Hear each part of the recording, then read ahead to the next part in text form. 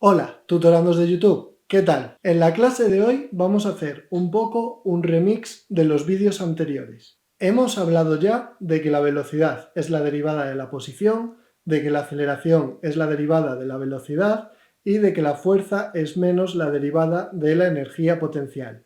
Ahora lo que vamos a hacer es aplicar todos estos conceptos a un modelo muy sencillo como es la caída libre, la gravedad de Galileo, y ver cómo usando derivadas e integrales vamos relacionando todas las fórmulas habituales, qué sentido tienen y además vamos a comprobar el teorema de conservación de la energía de una forma poco habitual. Así que, sin entreteneros más, vamos allá. Tomemos como punto de partida la energía potencial que habíamos asignado a la gravedad de Galileo, que era energía potencial igual a masa por gravedad por altura.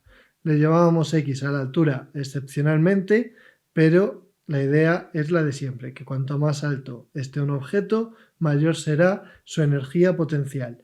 Una fórmula que, como habíamos visto ya varias veces, nos da una gráfica del siguiente estilo. Si la energía potencial está en vertical y la altura en horizontal, esto tiene forma de recta. Ahora, como también hemos comentado ya alguna vez, todos los cuerpos intentan reducir su energía potencial, lo cual se va a traducir en que todos los cuerpos van a intentar reducir su altura para que la energía potencial sea menor.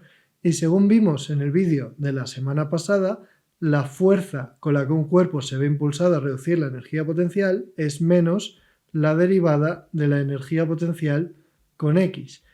Y esta función de arriba es mg por x, que a efectos prácticos es una constante por x elevado a 1, de modo que al derivar nos va a dar un menos de la fórmula y un mg de hacer la derivada. Es decir, si la energía potencial es m por g por x, el hecho de que la fuerza sea menos la derivada de la energía potencial con x nos obliga a que la fuerza esté dirigida hacia abajo, que es lo que implica este signo negativo, y además a que su valor sea mg, la famosa fórmula que muchos hemos visto como peso. De hecho, no hay ninguna diferencia entre hablar de fuerza gravitatoria y hablar de peso, con una P mayúscula. Recalco que aquí el menos indica que es una fuerza que está orientada siempre hacia atrás, intentando reducir la altura de los cuerpos. Ahora, si tenemos en cuenta que fuerza es igual a masa por aceleración,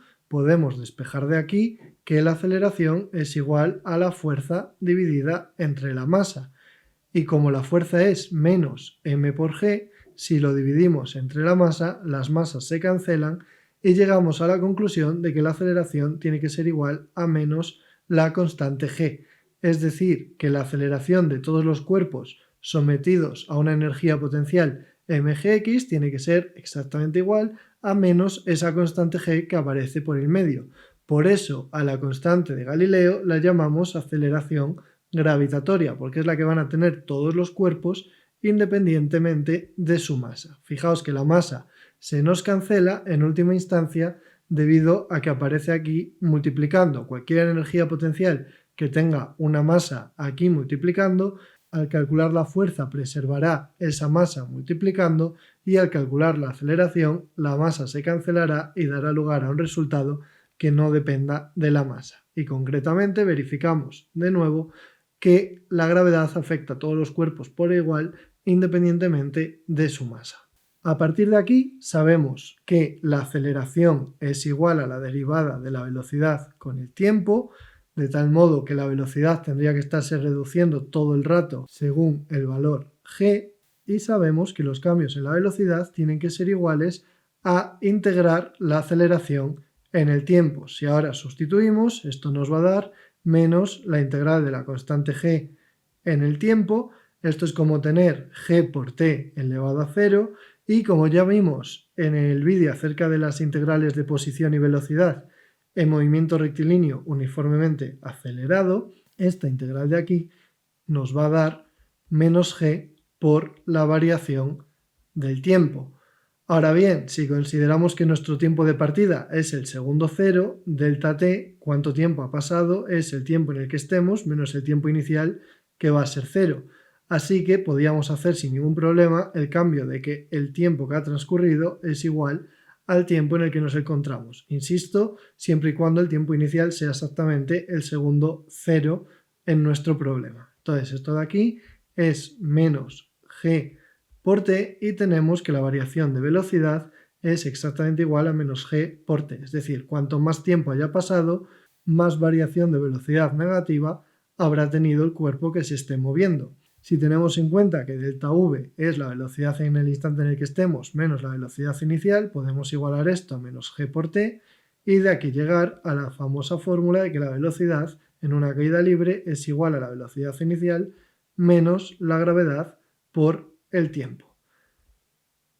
Ahora, por otra parte, sabemos que la velocidad es la derivada de la posición, en este caso la altura, con el tiempo, y por tanto la variación de altura que tenga un cuerpo será igual a integrar la velocidad en el tiempo. Esto, sustituyendo, nos lleva a la integral de v0 menos gt en el tiempo. Esto lo podríamos separar a su vez en dos integrales, una primera integral de v0 en el tiempo menos una segunda integral de g por t en el tiempo, y tal y como vimos en el vídeo que ya mencionaba acerca de las integrales de posición y velocidad, esto nos va a dar como resultado velocidad inicial por variación de tiempo, que ya lo podemos dejar como tiempo a secas, menos un medio de g por la variación del tiempo al cuadrado, que directamente lo podemos escribir como t cuadrado.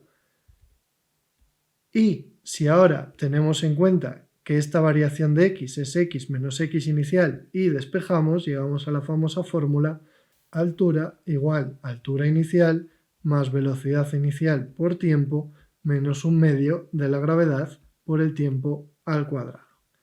Y con esto habríamos obtenido las ecuaciones de movimiento de una caída libre a partir de la energía potencial. De la energía potencial derivando sacamos la fuerza, dividiendo entre la masa sacamos la aceleración e integrando la aceleración dos veces obtenemos por último cómo cambia la posición del cuerpo con el tiempo. Y estas dos ecuaciones, v igual a v0 menos g por t y x igual a x0 más v0 por t menos un medio de g t cuadrado, no dan lugar a muchos casos diferentes. Todos los cuerpos, cuando son lanzados, por ejemplo, desde el suelo, suben hasta una altura h y vuelven a caer exactamente desde el punto desde el cual fueron lanzados si se han lanzado completamente en vertical. Esto sería una gráfica si esto fuese el tiempo y el eje vertical fuese la altura. Ahora, como en todos los casos la aceleración con la que van a caer los cuerpos es la misma, la única diferencia es en qué situación inicial comenzamos. En particular, x0 va a ser la altura en la que empiece el movimiento, v0 va a ser la velocidad inicial de ese movimiento. Si comenzamos aquí, v0 irá hacia arriba y será positivo porque el cuerpo estará subiendo, y si comenzamos por aquí, x0 será esta altura y v0 apuntará hacia abajo porque el cuerpo ya estará bajando. Por otra parte, si empezamos justo arriba, x0 será la altura máxima del movimiento y la velocidad inicial será exactamente de 0 metros por segundo. Es decir, justo en el punto más alto, como ya habíamos comentado en el vídeo de la gravedad de Galileo, toda la energía es potencial, no hay ningún tipo de energía cinética y por tanto no hay velocidad. Y lo que va a ser común en todos los momentos de la trayectoria es que la aceleración es igual a menos g. Eso no va a cambiar en ningún caso. Mientras el cuerpo sube, su aceleración es menos g, mientras el cuerpo baja, su aceleración es menos g, y cuando el cuerpo está arriba, su aceleración también es menos g. Y una vez hecho este resumen, para cerrar este vídeo me gustaría comprobar que la energía se conserva y que hay una relación muy clara entre estas dos ecuaciones y la energía mecánica, aunque parezca que no tienen nada que ver entre ellas. La energía mecánica de un cuerpo de masa m que esté sometido a esta gravedad y se esté cayendo con una aceleración constante de menos g, va a ser igual a su energía cinética más su energía potencial. Su energía cinética va a ser un medio de su masa por su velocidad al cuadrado y su energía potencial va a ser su masa por la constante g por su altura x. Vamos a ver ahora qué sucede si cambiamos v por esta fórmula de aquí y si cambiamos x además por esta fórmula de aquí. Si hacemos esos cambios, lo que vamos a encontrar es lo siguiente: un medio de la masa por v0 menos gt al cuadrado más mg por x0 más v0 por t menos 1/2 de g t cuadrado. Ahora vamos a proceder a desarrollar la identidad notable que tenemos aquí a la izquierda. Entonces aquí nos quedaría 1/2 de la masa por cuadrado del primero menos 2 veces primero por segundo más cuadrado del segundo. Y una vez que hemos acabado esto, lo otro se queda como está, más mg por x0 más v0 por t menos 1/2 de g por t al cuadrado.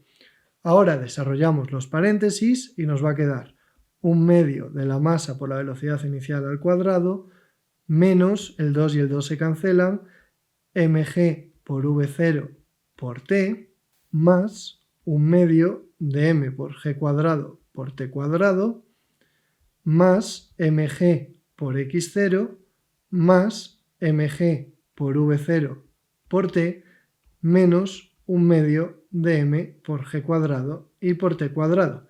Y aquí es donde sucede lo que tenía que pasar. Menos mg v0t se va a cancelar con mg v0t y 1/2 de mg cuadrado t cuadrado se va a cancelar con menos 1/2 de mg cuadrado t cuadrado.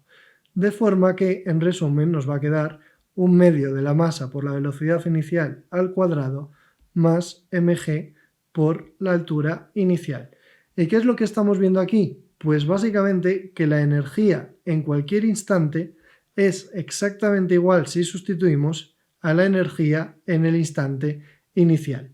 Esto era obligatorio teniendo en cuenta que una ecuación como la de que F es igual a menos la derivada de la energía potencial con X ya tiene en cuenta que toda la energía cinética se tiene que convertir en potencial, pero al sustituirlo y verlo directamente yo creo que se asimila mejor el concepto de que la energía mecánica se conserva y cuál es exactamente la relación entre las dos ecuaciones de arriba y que digamos que 1/2 de mv cuadrado más mgx se mantiene constante en una caída libre.